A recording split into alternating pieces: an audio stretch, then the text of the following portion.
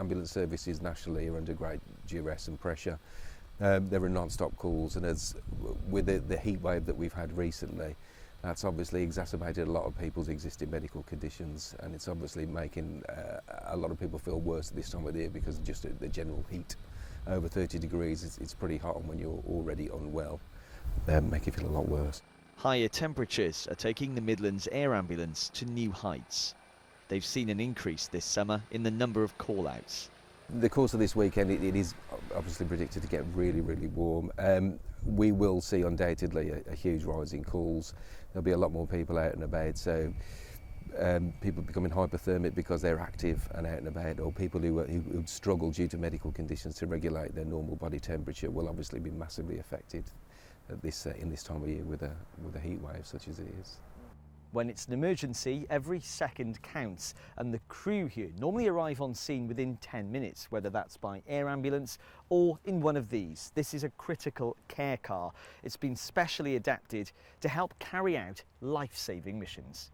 The charity have extended operating hours to their Southern critical care car to meet demand. In these cases of extreme heat, as we're experiencing at the moment, people swimming in open water, can increase our call-outs, so I would encourage a lot of people not to do that. Think of your safety.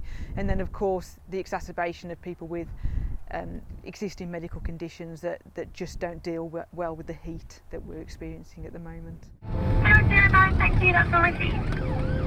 As we were filming, the team received a Category 1 emergency.